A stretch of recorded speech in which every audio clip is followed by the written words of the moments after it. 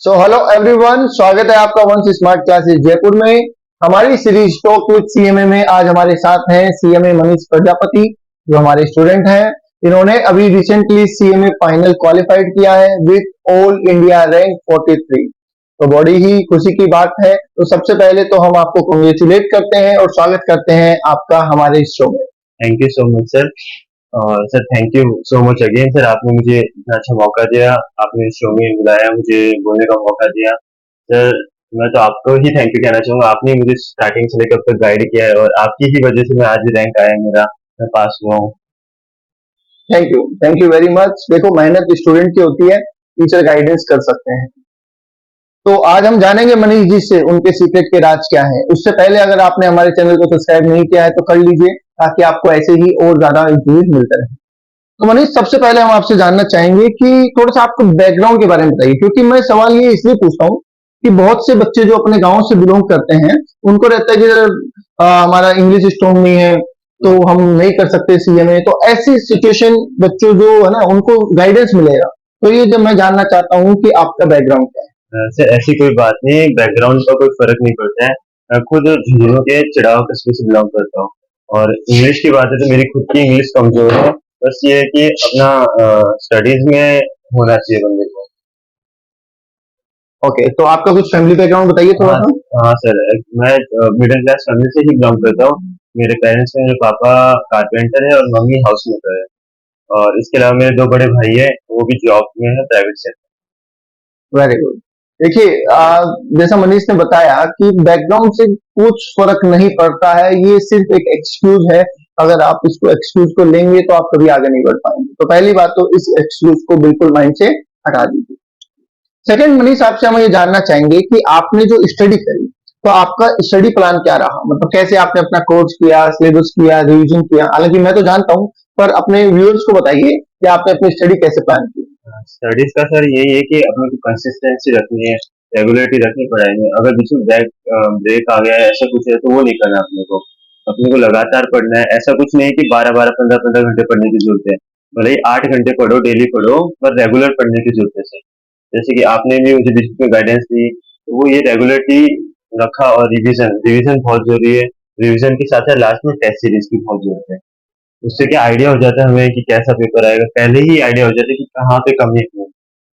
Okay, तो कितने बार, जैसे कहते हैं, कोई कहता है 3 बार रिवीजन करना चाहिए, कोई कहता है 5 बार रिवीजन करना चाहिए, कोई कहता है 2 बार करना चाहिए। सर तो आप क्या कहेंगे, कितनी बार रिवीजन करना इनफ है। सर मेरा तो ये कहना है, कोर्स होने के बाद कम से कम 2 बार तो रिवीजन करना चाहिए।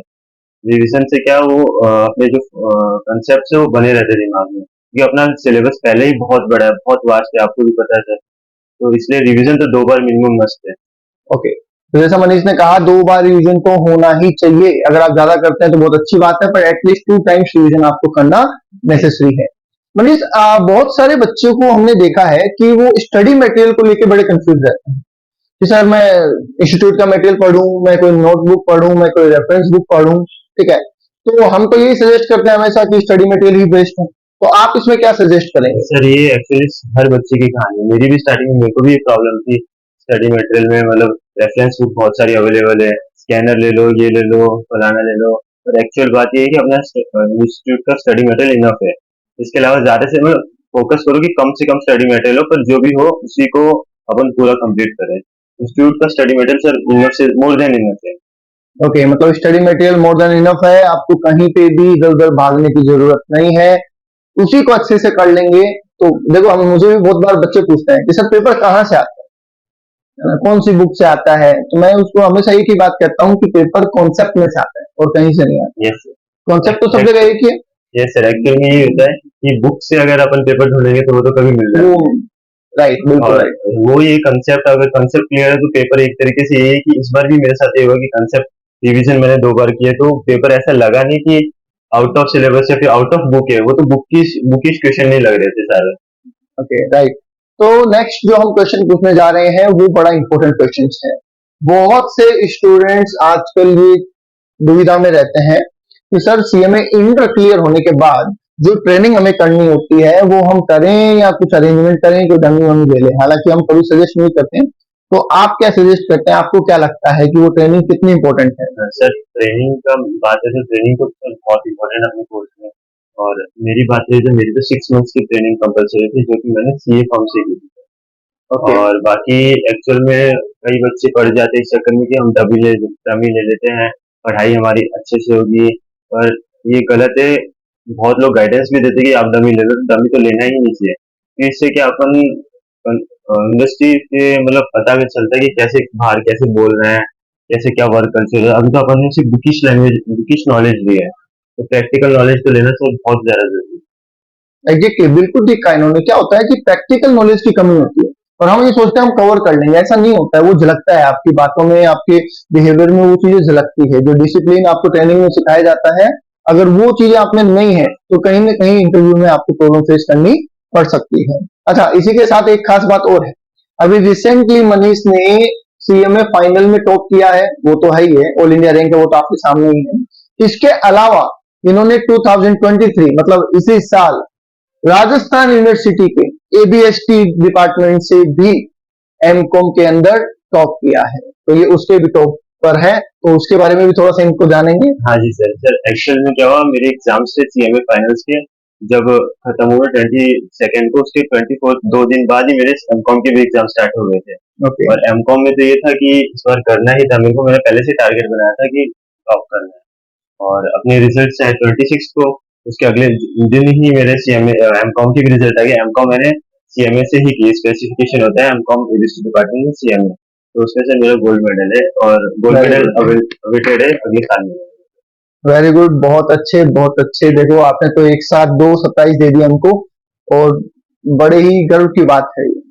इसके आगे हम बात करेंगे मनीष आपसे कि जो बच्चे हैं, अभी न्यू स्टूडेंट्स हैं जो अभी पढ़ रहे हैं, उनको आप क्या एडवाइस देना चाहेंगे कि भैया पढ़ाई में ऐसा वो क्या करें कि वो भी आपकी तरह रैंकर बन पाए? सर रैंकर का तो मैं कुछ कह नहीं सकता ऐसा, वो तो उस पर डिपेंड करता है कि पेपर कैसा आए, मतलब हर बार अलग होता है। पर स्टडी के हिसाब से तो ये है कि सर बच्चे भागते हैं कि इस टीचर से ले लूँ, उस टीचर से ले लूँ, टीचर का कोई फर्क नहीं पड़ता। और ये तो है कि मतलब टीचर बस एक कंसिस्टेंसी चाहिए, रेगुलरिटी चाहिए पढ़ाई में अपने को। पढ़ाई अपन करें, मतलब कोर्स कंप्लीट करने के बाद 2 बार रिवीजन मिनिमम, और एक बार टेस्ट सीरीज देना बहुत जरूरी है। तो टेस्ट सीरीज मैंने भी दी थी, और टेस्ट सीरीज से क्या अपने को आइडिया हो जाता है पेपर कैसा आएगा। पेपर छूटता है तो अपने को आइडिया हो जाता है सर कि कितना छूट रहा है, तो अपने कितना पॉपअप करना है। तो सर मैं तो इतना ही कहना चाहूंगा कि सर कम ओके। से कम 2 बार रिवीजन तो होना चाहिए। ओके, तो जैसा मनीष ने बताया वही, प्रॉपर क्लासेस लीजिए।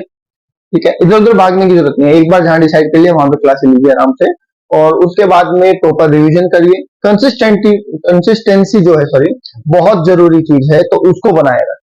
ठीक है मनीष, हर किसी की लाइफ में कोई हीरो होता है। ठीक है, तो आपकी इस सीएमए जर्नी का हीरो कौन है अगर बात करें सर तो? मैं तो अपना सारा पेरेंट्स को देना चाहूंगा, मेरी मम्मी, मेरे पापा, मेरे भाई बहन, जो भी उन्होंने बहुत सपोर्ट किया। मम्मी ने तो बहुत ज्यादा सपोर्ट किया, कभी भी मतलब ऐसा फील ही नहीं होने दिया कि प्रेशर तो कुछ दिया ही नहीं उन्होंने। और पेरेंट्स के बाद सर मेरा सारा सपोर्ट टीचर्स को रहेगा। सर आपने बहुत स्टार्टिंग से लेकर एंडिंग तक, फाउंडेशन से लेकर फाइनल तक आपने बहुत सपोर्ट किया। और मेरे फ्रेंड्स लोग जो मतलब मेरे हॉस्टल मेट्स हुए, तो उन्होंने भी बहुत सपोर्ट किया स्टडी के टाइम पे, मतलब ऐसे डिस्टर्ब नहीं करना, कभी टेंशन में हो तो वो वैसे माइंड फ्रेश करवाना। तो बाकी सर मेन तो मेरा पेरेंट्स को जाए। ओके, तो देखिए, जैसा देखो, एक चीज बहुत जरूरी है। जब भी कोई आदमी सफल होता है तो उसके पीछे बहुत सारे लोगों का हाथ होता है, और आपका ये फर्ज बनता है कि सफल होने के बाद आप उन लोगों के लिए भी कुछ करें। जैसे आप कह रहे हैं कि पेरेंट्स का हाथ है, तो हम उम्मीद करते हैं कि अब आप पेरेंट्स के लिए भी इतना कुछ करेंगे कि उनको भी इस चीज पर गर्व होगा कि हमारा बेटा सीए में बना है, ऑल इंडिया रैंकर है और बहुत अच्छी जॉब पे है। तो आज के लिए इतना ही, फिर मिलेंगे नेक्स्ट इंटरव्यू में नेक्स्ट रैंकर के साथ। Thank you so much.